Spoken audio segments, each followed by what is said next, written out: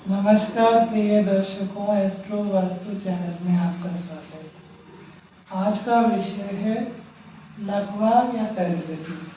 लकवा या पैरालिसिस। शनि इसका प्राइमरी कारक है, बुध इसका सेकेंडरी कारक है। जब लगन, लग्नेश, सूर्य, चंद्रमा, बुध एवं शनि पीड़ित हो तो जातक को पैरालिसिस का अटैक आता है। इसके अतिरिक्त मेष राशि यदि पाप प्रभाव में हो। अब उदाहरण के लिए बोर्ड पर एक कुंडली दिखाई गई है। पहले हम लगन कुंडली देखेंगे, D1 चार्ट। इसमें लगन में जो है बुध है, सूर्य है और शनि है। बुध जो है सप्तम और दसम भाव का स्वामी होकर लगन में है। सातवां भाव मारक भाव भी होता है। शनि जो है दूसरे और तीसरे भाव का स्वामी होकर लगन में है और इसके अतिरिक्त सूर्य भी लगन में है। इसलिए जो है आपका लगन जो है पीड़ित है। अब जो आपका लग्नेश है गुरु, वो गुरु जो है लग्नेश चतुर्थ भाव में राहु के साथ है और उस पर केतु की दृष्टि भी है, इसलिए लग्नेश भी पीड़ित है। अब इसके बाद आ जाता है सूर्य। सूर्य जो है क्रूर ग्रह शनि के साथ है, दूसरे भाव का स्वामी भी है शनि, मारक भाव का, और इसके अतिरिक्त जो सप्तम भाव के स्वामी बुध के साथ भी है, इसलिए सूर्य भी पीड़ित है। इसके अतिरिक्त जो है चंद्रमा जो है तीसरे भाव में है और उस पर जो है शनि की दृष्टि है, इसलिए जो है आपका चंद्रमा भी पीड़ित है। इसके अतिरिक्त जो है बुध जो है क्रूर ग्रह सूर्य और शनि के साथ है, इसलिए बुध भी पीड़ित है। अतः जो है जातक को पैरालिसिस का अटैक हुआ। अब अगर हम D9 चार्ट की बात करें तो लगन में जो है बुध है 12वें भाव का स्वामी होकर, और लगन जो है पाप कर्तरी में है, यानी एक तरफ सूर्य है और दूसरी तरफ राहु है। इसके अतिरिक्त जो है लग्नेश जो है इसका 4 नंबर है, तो इसका लग्नेश जो है चंद्रमा है तो छठे भाव में है। इस पर जो है सूर्य की दृष्टि है और राहु की भी दृष्टि है, इसलिए लग्नेश भी पीड़ित है। इसके बाद आ जाएगा हमारा सूर्य जो है 12वें भाव में है, इस पर जो है केतु की दृष्टि है, इसलिए जो है सूर्य भी पीड़ित है। बुध जो है 12वें भाव का स्वामी होकर लगन में है और बुध जो है पाप कर्तरी में है, इसलिए बुध भी पीड़ित है।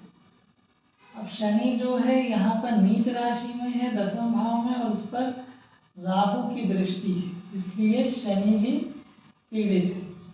अतः जातक को पैरालिसिस का अटैक हुआ।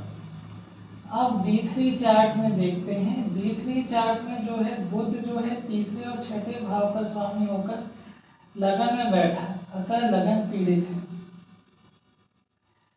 अब इसके अतिरिक्त अगर हम देखेंगे तो लग्नेश जो है आपका है मंगल, जो तीसरे भाव में बैठा है अपनी शत्रु राशि में, उस पर सूर्य और शनि की दृष्टि है, इसलिए जो है लग्नेश भी पीड़ित है। अब इसके बाद आ जाएगा सूर्य। सूर्य जो है क्रूर ग्रह शनि के साथ बैठा है और उस पर मंगल की दृष्टि है, इसलिए जो है सूर्य पीड़ित है। अब इसके अतिरिक्त आ जाता है शनि। शनि जो है सूर्य के साथ बैठा है क्रूर ग्रह और उस पर मंगल की दृष्टि है, तो इसलिए शनि भी पीड़ित है। इसके अतिरिक्त आ जाता है हमारा चंद्रमा। चंद्रमा जो है यहाँ पर 11वें भाव में शनि की राशि में है और इस पर शनि की दृष्टि भी है, इसलिए चंद्रमा भी पीड़ित है। इसके अतिरिक्त आ जाता है बुध। बुध जो है लगन में अपनी शत्रु राशि में है, इसलिए बुध भी पीड़ित है, इसलिए जातक को जो है पैरालिसिस का अटैक हुआ। अब आ जाता है हमारा D12 चार्ट में। D12 चार्ट में जो है लगन में जो है बुध जो तीसरे और छठे भाव का स्वामी है, शुक्र है जो दूसरे भाव का स्वामी है और राहु भी है, इसलिए लगन जो है पीड़ित है। अब इसके अतिरिक्त आ जाता है लग्नेश। लग्नेश जो है मंगल है, जो पंचम भाव में बैठा है, इस पर राहु की दृष्टि है, इसलिए लग्नेश भी पीड़ित है। अब इसके बाद आ जाता है सूर्य। सूर्य जो है 12वें भाव में है, उस पर मंगल की दृष्टि है, इसलिए जो है सूर्य भी पीड़ित है। अब इसके बाद आ जाता है चंद्रमा। चंद्रमा जो है दूसरे भाव में बैठा है, मारक भाव में, इसलिए चंद्रमा भी पीड़ित है। इसके बाद आ जाता है शनि। शनि जो है 9वें भाव में है और उस पर राहु की दृष्टि है, इसलिए शनि भी पीड़ित है। और बुध आ जाता है इसके बाद। बुध जो है वो शुक्र और राहु के साथ बैठा है। शुक्र जो दूसरे भाव का स्वामी भी है, इसलिए बुध भी पीड़ित है। अतः जातक को जो है पैरालिसिस का अटैक हुआ।